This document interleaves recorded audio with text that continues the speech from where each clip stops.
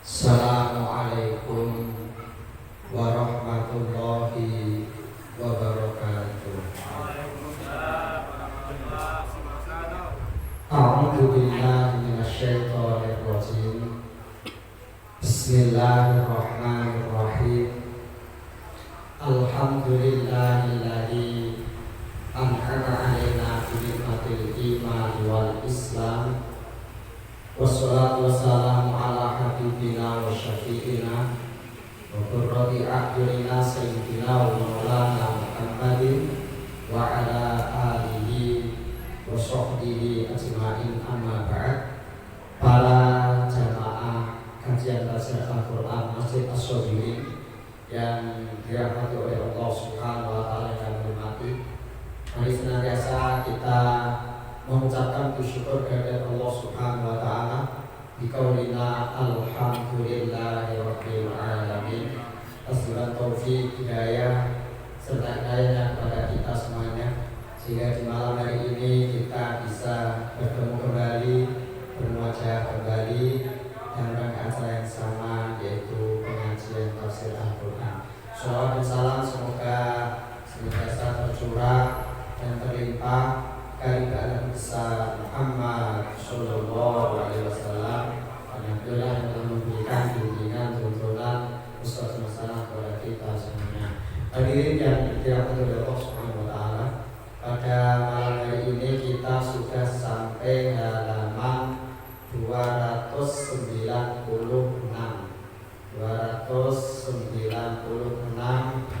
surat Al-Kahfi ayat yang ke-22. Surat Al-Kahfi ayat 22 halaman 296. A'udzu billahi minasyaitonir rajim. Bismillahirrahmanirrahim.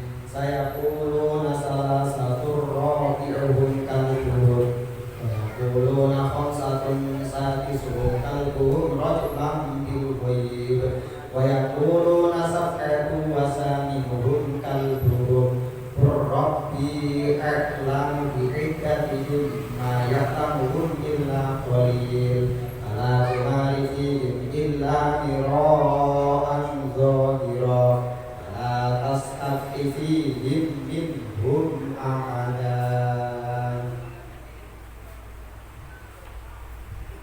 Sayaquluna ilmu tanazi'una fi iddatil fityati fi zamanin nabiyyi yaqulu ba'duhum hum salasatun rabi'uhum kalbuhum. Jadi orang-orang yang berselisih tentang jumlah Ashabul Kahfi kemarin itu di zaman Nabi, sebagian mereka mengatakan bahwa jumlahnya Ashabul Kahfi itu 3, 4 dengan anjingnya, gitu ya. Jadi mereka berselisih pendapat. Yang pertama, golongan pertama mengatakan bahwa Ashabul Kahfi itu jumlahnya 3, 4 dengan anjingnya. Wa yaquluna ba'duhum khamsatun sadisuhum kalbuhum rajman bil ghaib. Lalu sebagian mengatakan bahwa jumlah mereka itu 5, 6 dengan anjingnya. Lah, yang mengatakan itu wal qaulani lina soro najron. Jadi Nasoro Najron itu yang mengatakan bahwa jumlah Ashabul Kahfi itu 3, 4 dengan anjingnya. Lalu yang kedua 5, 6 dengan anjingnya. Wa yaquluna rajman fil ghaib dzatan fil ghaibati kanhum wa warajiun ila qaulaini ma'an banasbu al-maqilah aidon lillahi. Tapi mereka mengatakan itu hanya rajman. Rajman fil ghaib, rajman itu bermakna dhanna. Dhanna fil ghaibati kanhum, hanya menyangka perkara yang gaib dari mereka. Jadi mereka itu nggak tahu pasti berapa jumlahnya gitu ya. Maka tadi ada yang mengatakan 3, 4 dengan anjingnya, ada yang mengatakan 5, 6 dengan anjingnya, karena memang dia tidak tahu persis, hanya rojmam bil ghaib, menyangka perkara yang gaib dari mereka, dan milik kali. Wa yaquluna ayil mu'minun sab'atun wa saminuhum kalbun. Ini kalau orang-orang yang beriman, mereka mengatakan 7, 8 dengan anjingnya. Dan ini yang benar. Soalnya orang mukmin itu mengatakan itu karena diberitahu oleh Rasul, Rasul diberi wahyu oleh Allah Subhanahu wa Ta'ala. Yang benar berapa jumlahnya itu tadi? 7, 8 dengan anjingnya. Jadi dua pendapat tadi yang berlalu itu hanya rojman bil ghaib. Tapi kalau pendapatnya orang mukmin yang mengatakan dari 7, 8 dengan anjingnya itu karena mereka diberi tahu oleh Rasul, Rasul berdasarkan wahyu dari Allah Subhanahu wa Ta'ala. La Rasul awalaini birrajmi duna salis dalilun ala annahu mardiyun wa sahihun. Jadi kalau menyikapi dua pendapat tadi, yang pertama dan kedua tadi itu rajman bil ghaib, tidak yang ketiga, itu berarti apa? Memberikan isyarat, memberi kepahaman kepada kita bahwa pendapat yang diridhoi, pendapat yang benar itu adalah pendapat yang ketiga, yaitu pendapatnya orang-orang ya. Qurrabi a'lamu bi'iddatihi.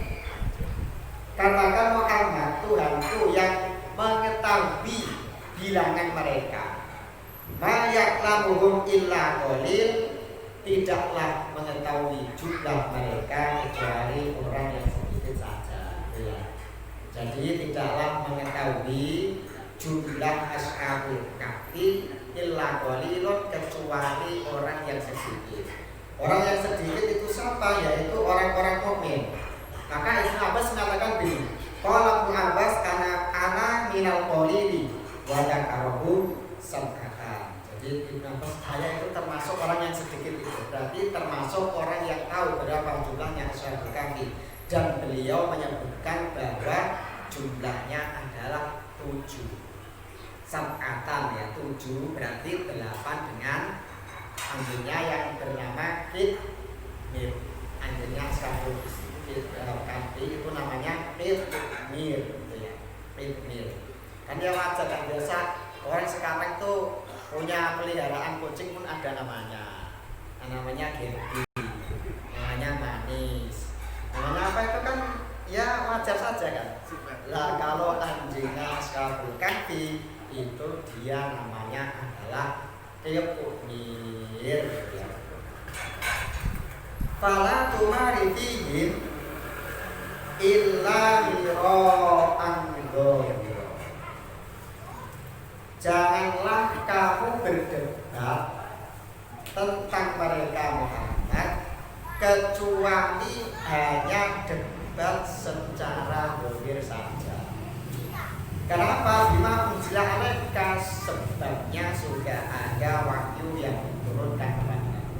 Jadi artinya kamu tidak perlu Muhammad berdebat kepada mereka tentang berapa jumlahnya ashabul kahfi. Kalau berdebat ya monggo silahkan, tapi itu berdebat secara zahir saja. Mira'an ghayra. Kenapa? Karena pada hakikatnya Rasul sudah tahu jumlahnya berdasarkan wahyu yang diturunkan kepada dia.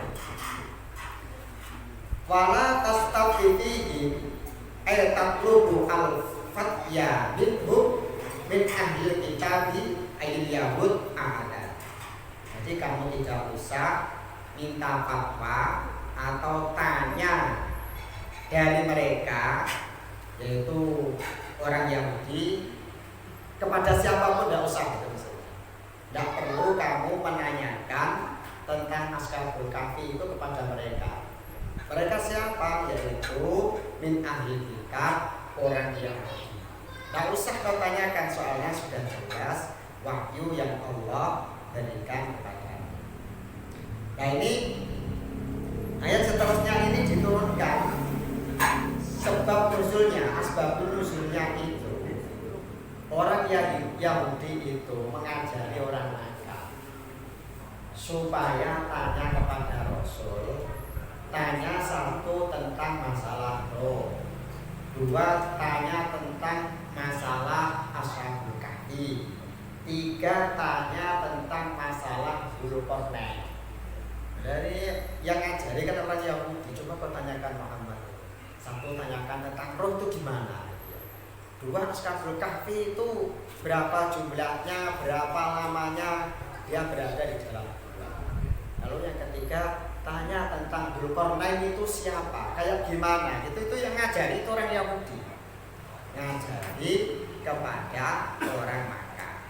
Ini wasa'alahu ahlu Makkah an qadari ahli kahfi. Faqala akhbarukum bi hudan walam yakul insyaallah. Jadi ketika Rasul itu ditanya tentang Ashabul Kahfi, beliau itu menjawab begini, nanti aku akan kasih tahu kamu bagaimana tentang Ashabul Kahfi itu, berapa jumlahnya, berapa lamanya. Rasul tidak mengucapkan insya Allah. Jadi kan tidak boleh kita itu mau melakukan sesuatu, berjanji kepada seseorang tanpa mengucapkan insya Allah. Padahal Rasul ini ditegur oleh Allah. Dia kan ditanya, ya Rasul tentang Ashabul Kahfi itu gimana? Udahlah, nanti akan aku beri kabar kepada Rasul tidak mengucapkan insya Allah. Maka setelah ditunggu-tunggu, mana ini ayat tentang Ashabul Kahfi kok tidak ada turun-turun gitu ya. Justru ayat yang turun itu menegur beliau. Apa bunyi ayatnya? Wala aqulanna li syai'in li abdi syai'in inni fa'ilun dzalika. Jangan kamu katakan Muhammad kepada sesuatu bahwa aku akan melakukannya besok. Tidak boleh. Illa ayyasya'ullah, kecuali mengucapkan kata insya Allah. Sama kayak kita ini misalkan diundang, Pak nanti malam, besok malam ikut yasinan ya di rumah saya. Oh ya siap, itu tidak boleh. Soalnya kita itu tidak tahu umur kita apa, bisa kan kita pastikan datang. Nah, karena itu tidak bisa, maka di situ harus digantungkan dengan kata insya Allah. Cuman insya Allah itu tidak boleh dikambing hitamkan. Dikambing hitamkan gimana maksudnya? Insya Allah itu hanya dijadikan alasan saja nanti ketika dia tidak berangkat. Padahal dia niatnya sudah tidak berangkat. Tidak boleh, insya Allah itu sudah 90% kita mau hadir. Cuman karena suatu hal lalu kita tidak bisa berangkat, itu baru mengatakan insya Allah. Nah ini sudah jelas-jelas kita itu sebenarnya sudah tidak mau berangkat, cuman agar tidak tidak menyinggung perasaan. Selamat datang Pak, insya Allah, insya Allah, insya Allah. Ini tidak boleh. Tidak boleh kayak gitu. Insya Allah itu berarti kita sudah berusaha semaksimal mungkin. Tapi karena satu hal kita jadi tidak bisa berangkat karena mungkin hujan, karena anak sakit, karena ini istri melahirkan misalkan, kan bisa juga itu menjadi gugur. Maka insya Allah itu, kata insya Allah itu salah satu kalimat yang andai kata kita ucapkan, kita itu mulia di sisi Allah Subhanahu wa Ta'ala. Nih, coba saya bacakan apa yang dikatakan oleh Al-Faqih Abul Lais. Qala Al-Faqih Abul Lais man hafidho sab'a kalimat bahwa syarifun indallahi ta'ala wal malaikah. Barang siapa yang menjaga 7 kalimat ini, maka dia mulia di sisi Allah dan mulia di sisi malaikat. Wa yaghfirullahu dzunubahu walau kana misla zabadil bahri. Dan Allah ampuni dosa-dosanya meskipun dosa itu sebanyak buih di lautan. Wa yajidu halawata ta'ah, dan dia menemukan manisnya taat. 7 kalimat ini kalau kita jaga dengan baik, kita mulia di sisi Allah, mulia di sisi malaikat, kita mendapat ampunan meskipun dosa kita itu sebanyak buih di lautan, dan kita menemukan manisnya taat. Wa yakunu hayatuhu wa mamatuhu khairan. Kemudian hidupnya dan matinya menjadi baik. Ini kata Al-Faqih Abul Lis, ada 7 kalimat yang andai kata kita jaga dengan baik, hidup kita itu menjadi baik dan mati kita juga menjadi baik. Apa al-ula ayyakuna inda ikula syai'in bismillah. Yang pertama yang harus kita jaga, setiap kita melakukan sesuatu yang baik itu mesti diawali dengan bismillah. Jangan lupa berangkat kerja bismillahirrahmanirrahim, bekerja untuk kecukupan diri dan keluarga. Mau makan ya bismillahirrahmanirrahim, mau tidur juga bismillahirrahmanirrahim. Kenapa? Soalnya karena Rasul setiap perkara yang baik yang tidak diawali dengan bismillah, maka dia terputus barokahnya. Orang itu makan sampai habis 3 piring, 4 piring, kenapa? Ya karena tidak baca bismillah itu. Di situ setannya itu ikut makan. Makanya kok habis banyak tuh gimana? Ya enggak baca bismillah. Maka awali dengan bismillahirrahmanirrahim. Lah yang kedua, as-saniyatu ayyakula inda faraghi kulli syai'in alhamdulillah. Setiap sesuai melakukan sesuatu ucapkan alhamdulillah. Loh, ini kan kalimat-kalimat yang ringan. Cuman kalau kita tidak membiasakannya itu ya sering lupa. Kalau tidak percaya orang itu habis makan, biasanya itu hanya menguap saja. Loh, alhamdulillahnya lupa ya kan.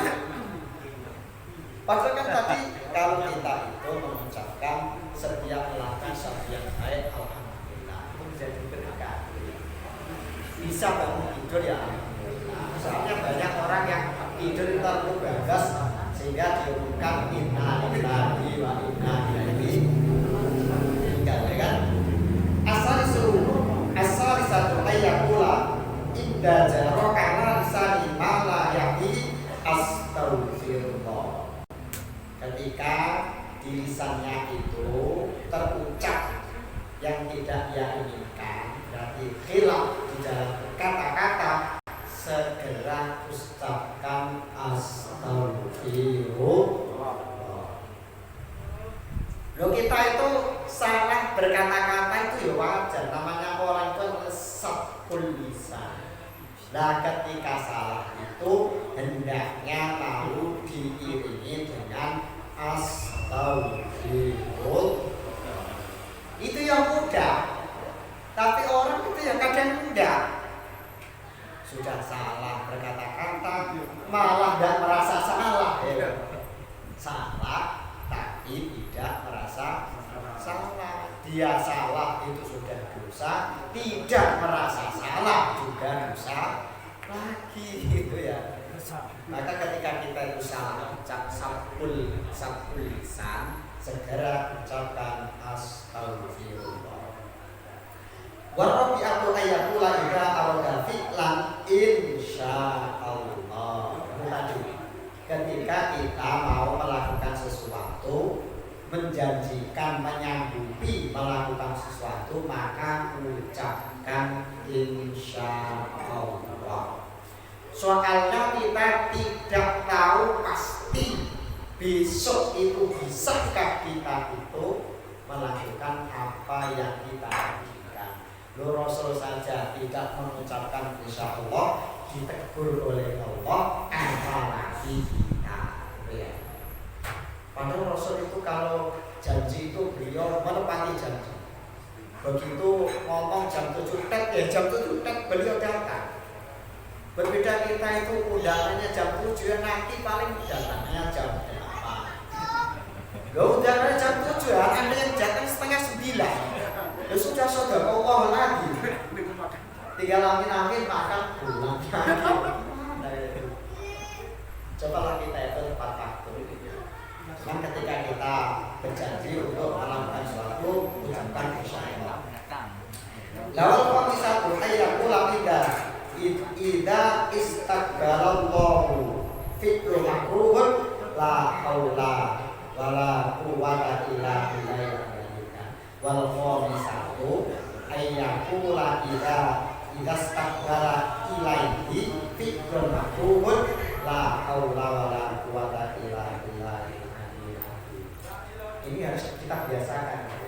Maksudnya ketika kita itu melihat sesuatu perkara yang di luar jangkauan akal kita, segera kita ucapkan la haula wala quwwata illa billah.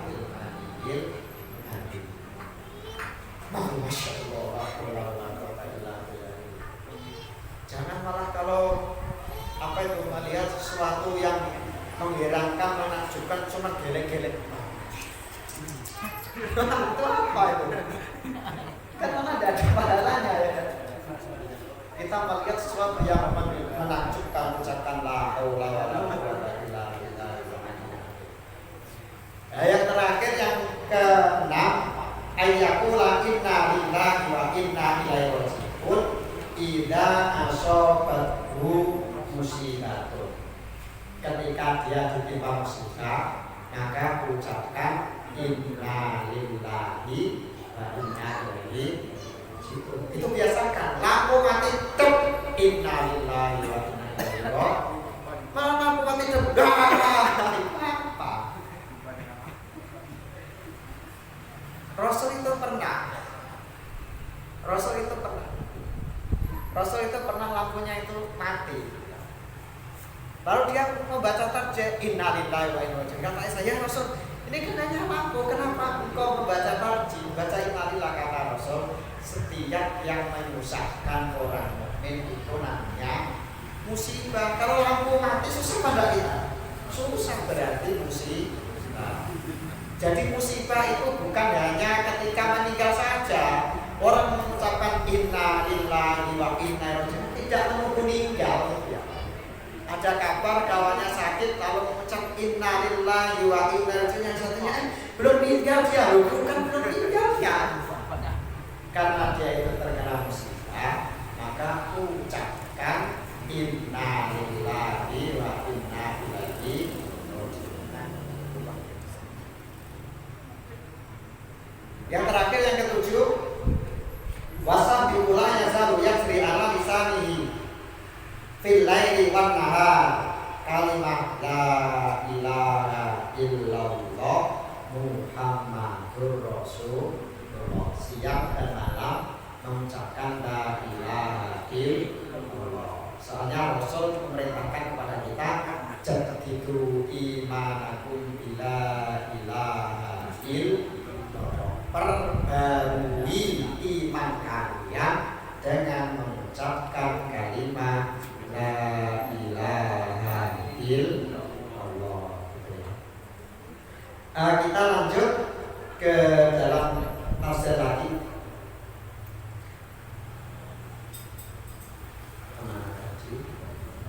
Illa ayyasha Allah wa qur rabbaka idza nasita. Dan sebutlah Tuhanmu ketika kamu lupa at-taqliqiyah wa yakunu dzikruha ba'dan lisan ba'dan nisyan ka dzikriha ma'al qawli. Jadi ketika tadi itu loh, misalkan Bapak diundang untuk yasinan, lupa tidak membaca, insya Allah itu maksudnya.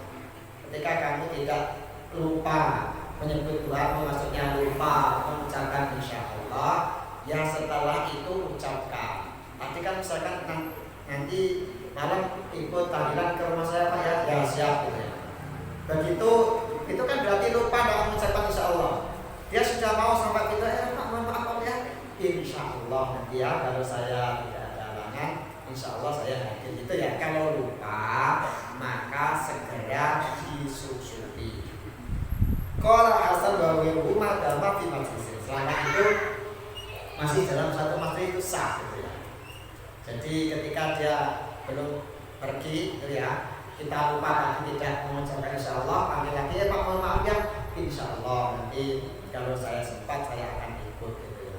Soalnya kadang saya pun sana kayak gitu Pak, diundang pengajian gitu ya, saya sih tetap mengucapkan insya Allah. Dan insya Allah saya ini tidak sebagai tameng itu tadi, memang saya tidak niat berangkat, tidak. Saya memang niat mau berangkat. Tapi lalu hujan terus gimana ya kan? Hujan terus mana listrik mati ya kan? Lalu kita tidak datang.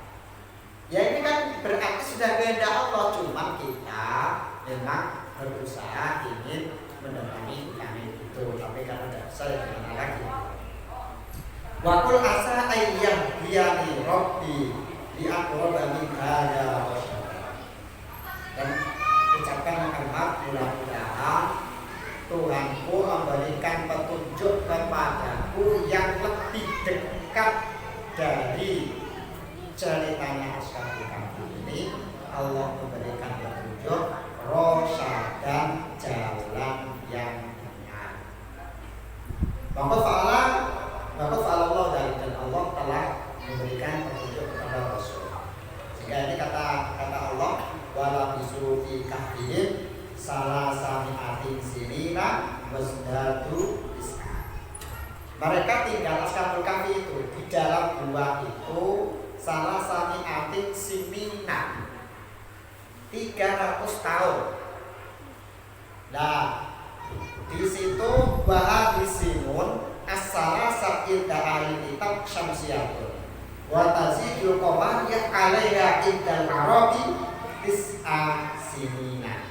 Jadi maksudnya 300 tahun itu kalau tahun Masehi syamsiyah.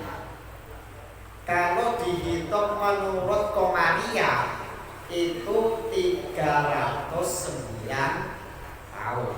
309 tahun berarti itu 300 tahun selisihnya antara Syamsiyah dengan Qamariyah itu 9 tahun. Memang Qamariyah itu lebih cepat dia, soalnya dia tidak ada tanggal 31 itu tidak ada. Kalau dari Hijriah itu yang 31 itu tidak ada, maksimal dia 30 hari, tidak ada yang 31 hari. Loh buktinya apa? Dulu itu kita itu kan Juli kita sudah hari raya. Sekarang ini maju lagi. Kemarin itu bulan apa? Mei kan? Mei sudah hari raya. Berarti apa? Memang bulan Ramadan itu lebih cepat. Waktu dukiro fi qawli wasdatu tis'a, kan? Wasdatu tis'a dan mereka tambah 9 tahun.